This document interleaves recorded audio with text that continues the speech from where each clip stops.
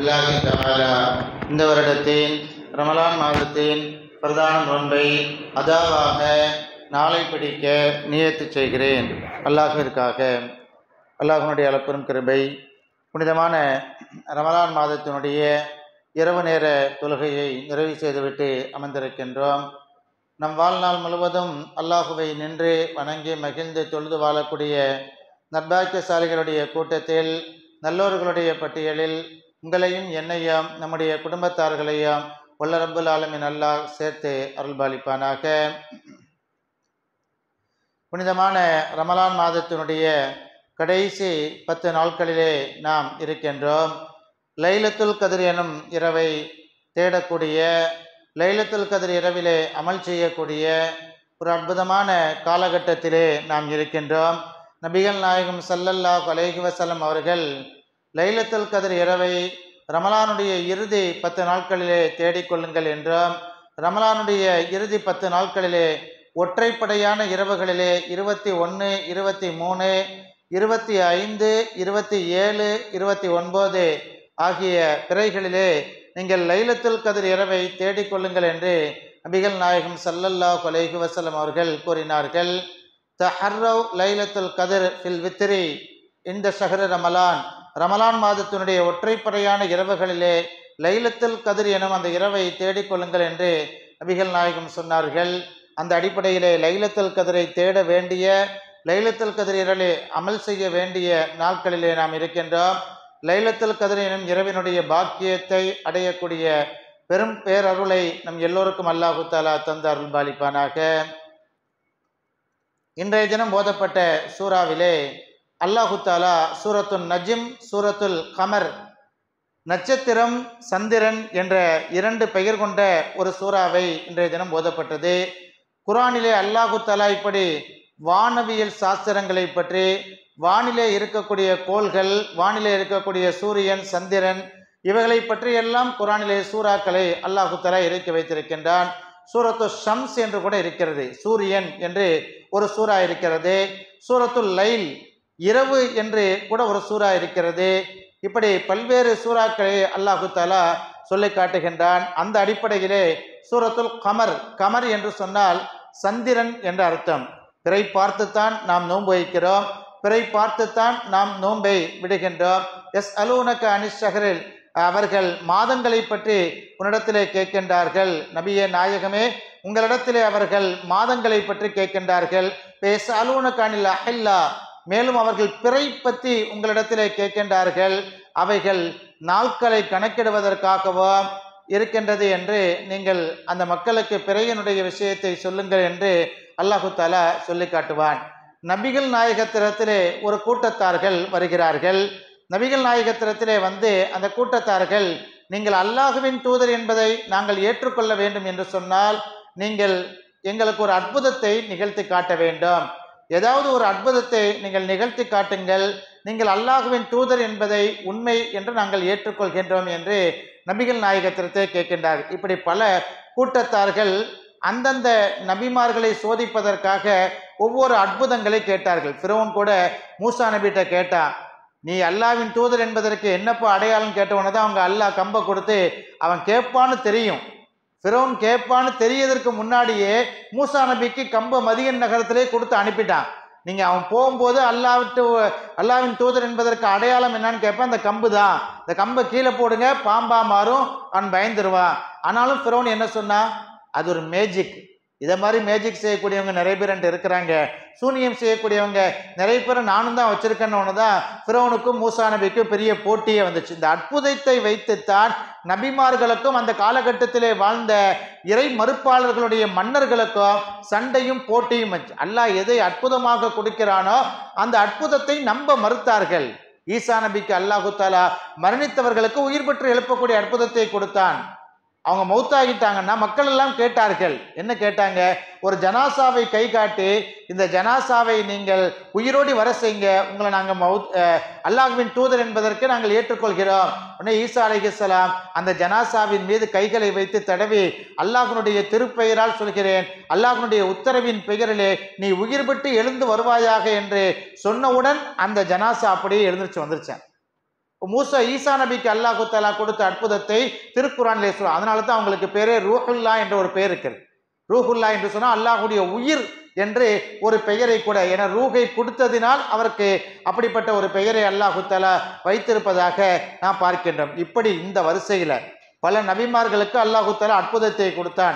இந்த வரிசையில முஹம்மது ரசூலுல்லாஹி ஸல்லல்லாஹு அலைஹி வஸல்லம் அவரிடத்திலே அந்த மக்கள், அந்த காலத்திலே வாழ்ந்த மக்கள், நீங்களும் ஒரு அற்புதத்தை காட்டுங்கள், நீங்களும் ஒரு அற்புதத்தை காட்டுங்கள், நாங்கள் அந்த அற்புதத்தை பார்த்தால் ஈமான் கொள்ளக்கூடாது, உங்களை அல்லாஹ்வின் தூதர் என்று ஏற்றுக்கொள்ளக்கூடாது, நீங்கள் நபிதான் என்பதை நாங்கள் நம்பி விடுவோம் என்ற உடனே அவங்க அந்த மக்கள்கிட்ட கேட்குறாங்க, அப்படி என்ன அற்புதம் வேணும், நீங்க சொல்லுங்க, அந்த அற்புதத்தை நான் நிகழ்த்தி காட்டுறேன்னு. உடனே அவங்களுக்கு என்ன கேட்கறதுன்னு தெரியாம திடீர்னு வானத்தை பார்த்தாங்களாம். அந்த மக்கள் வானத்தை பார்த்துட்டு, தெரியுது பார்த்தீங்களா, அது ஒரு இரவு நேரமாக கூட இருந்திருக்கலாம், அந்த தெரியுது பார்த்தீங்களா நிலா, இந்த நிலவு 2 துண்டாக என்ன செய்ய வேண்டும், பிளக்க வேண்டும், நீங்க இங்கிருந்தே அந்த நிலாவை 2 துண்டாக பிளந்து காட்ட வேண்டும், அந்த சக்தி உங்களுக்கு இருந்தால் நீங்கள் அல்லாஹ்வின் தூதர் என்று நாங்கள் ஏற்றுக்கொள்கின்றோம். சந்திரனை, சூரியனை, நட்சத்திரங்களை, கோள்களை, அண்ட சராசரங்களை படைத்தது அல்லாஹுதான், அந்த அல்லாஹுதான் உங்களை தூதராக நியமித்திருக்கிறான் என்று சொன்னால்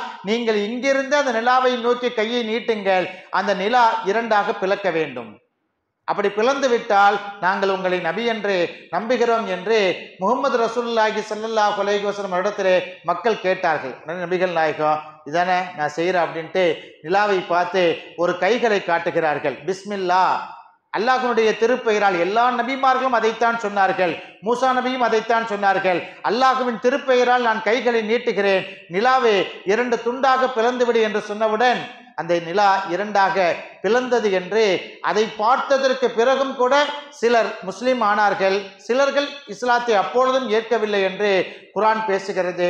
நபிகள் நாயகம் இறக்கி வைத்த அந்த வேத வசனங்கள் பேசுவதை நாம் பார்க்கின்றோம். இந்த வரலாற்றை சொல்லக்கூடிய அந்த சூறாவிற்கு பெயர்தான் சூரத்துல் கமர், சந்திரன் என்று அல்லாஹ் தஆலா வைத்திருக்கிறான். நிலா ஆரம்பத்திலேயே இந்த வார்த்தை அல்லாஹ் சொல்லித்தான் இந்த சூறாவை ஆரம்பிக்கிறான். இக்தரபத்தி ஸஆ, கியாமத் நாள் வந்துவிட்டது, உலகம் அழிய போகிறது, உலகத்தினுடைய அழிவு நெருங்கி விட்டது. ஒன் ஷக்கல் கமர், சந்திரனும் பிளந்து விட்டது, சந்திரனும் பிளந்து விட்டது, நிலாவும் பிளந்து விட்டது, இனிமேல் நபி கிடையாது. எல்லா நபிக்கும் அல்லாஹ் தஆலா அற்புதத்தை கொடுத்து கொடுத்து இந்த மக்களை சோதித்து மக்களை இஸ்லாத்திற்குள் வருமாறு, நல்வழிக்கு வருமாறு அல்லாஹ் தஆலா அழைத்து கொண்டே இருந்தான். கடைசியாக ஒரு அற்புதம் என்று சொன்னால் நிலாவை பிளந்ததுதான். கடைசியாக ஒரு நபிக்கு கொடுக்கப்பட்ட அற்புதம் என்று சொன்னால் நிலாவை 2 துண்டாக பிளந்ததுதான். அதனால தான் அல்லாஹ் தஆலா இந்த சூறாவை ஆரம்பிக்கும் போது ஆரம்பிக்கிறான், இக்தரபத்தி ஸஆ, உலகத்தினுடைய அழிவு நாள் நெருங்கி விட்டது.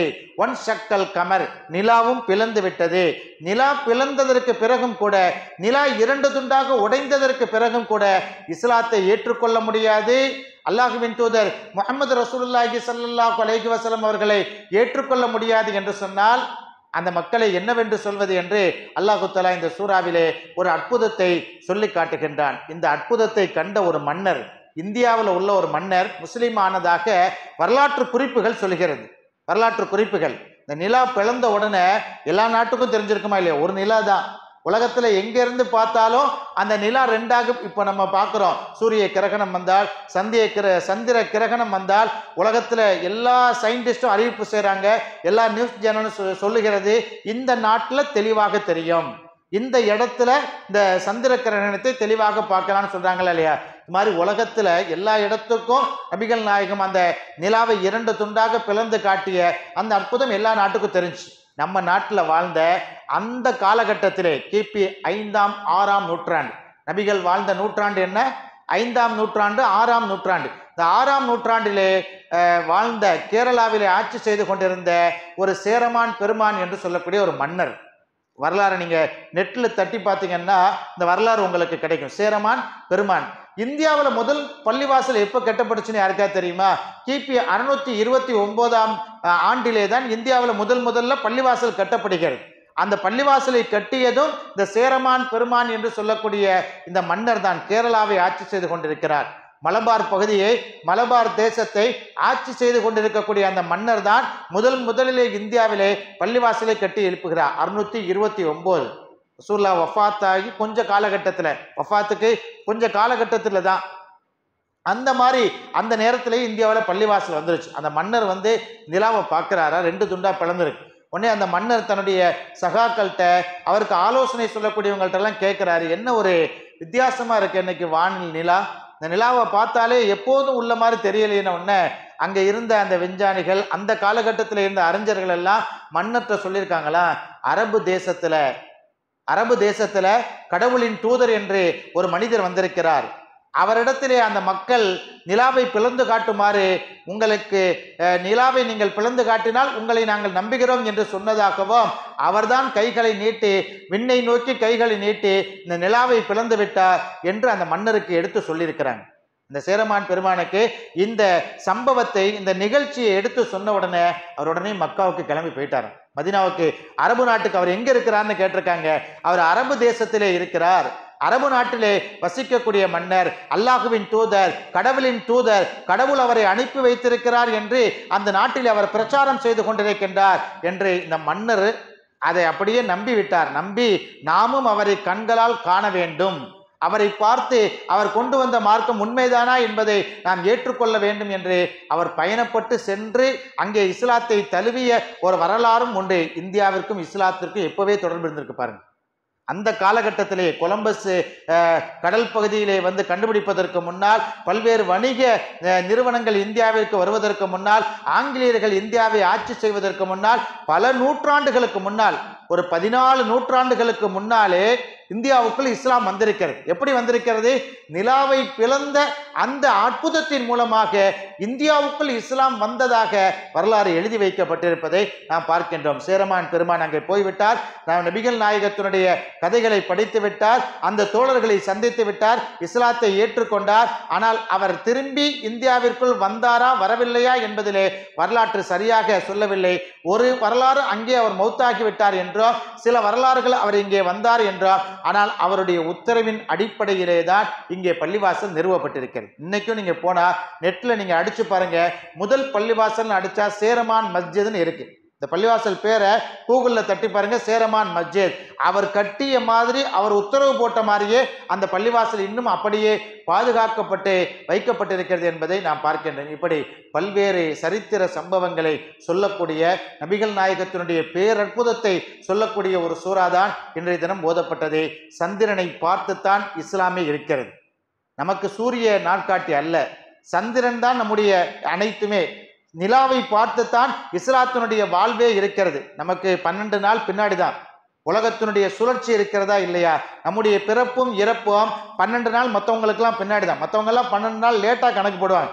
பிறந்த நாள் கணக்கெல்லாம் பார்த்தீங்கன்னா சூரிய நாட்காட்டி அடிப்படையிலே நீங்கள் உங்களுடைய பிறந்த நாளை கொண்டாட வேண்டும் என்றால் 12 நாள் தள்ளி போய்கிட்டே இருக்கும். ஆனால் ஹிஜ்ரி அடிப்படையில், சந்திர காலண்டர் அடிப்படையில், நிலா அடிப்படையில் உங்களுடைய பிறந்த நாளை நீங்கள் கணக்கிட்டால் மற்றவங்களுக்கெல்லாம் 12 நாளைக்கு முன்னாடி நம்ம வந்துடுவோம். நோன்பு அதன் அடிப்படையில் தான் பாருங்க. இந்த வருஷம் நோன்பு இப்போ வந்திருக்குன்னா அடுத்த வருஷம் நோன்பு ஒரு 12 நாளைக்கு முன்னாடியே வந்துடும். 12 நாளைக்கு, ஏன்னா 365 நாள் நமக்கு கிடையாது. 365 12 நாள் கழிச்சுக்குங்க. இஸ்லாமிய நாட்காட்டிகளிலே 365 நாள் கிடையாது. அது சூரிய நாட்காட்டிகளிலே தான் 365 நாள். அப்போ அந்த அடிப்படையில் நாம் பார்க்கும்போது நமக்கு சந்திரன் தான் அனைத்துமாக இருக்கிறது. அல்லாஹும் அதைத்தான் சொல்கிறான். சூரியனை பார்த்து நாளை கணக்கிடுங்கள் என்று அல்லாஹு தஆலா சொல்லவில்லை. சந்திரனை பார்த்துத்தான் நீங்கள் நாட்களை கணக்கிட வேண்டும். சூரியன் வளர்வதோ தேய்வதோ நமக்கு தெரியாது. எப்போதும் சூரியன் ஒரே மாதிரி தான் இருக்கும். சூரியன் எப்போதுமே ஒரே ரவுண்டாக தான் இருக்கும். ஆனால் சந்திரனை பாருங்கள், தினந்தோறும் குறைஞ்சிக்கிட்டே இருக்கும், தினந்தோறும் கூடிக்கிட்டே இருக்கும். நேற்று கூட ஒரு ஹதீஸு, நேற்று நைட்டு நாங்கள் சந்திரனை பார்த்தோம். ஒரு கப்பு முழுசாக ஒரு கப்பு இருந்தால் அந்த கப்பு பாதியாக வெட்டினா எப்படி இருக்கும்? ஒரு டீ கப்பு எடுத்துங்க, டீ கப்பு பாதியாக வெட்டினா எப்படி இருக்கும்?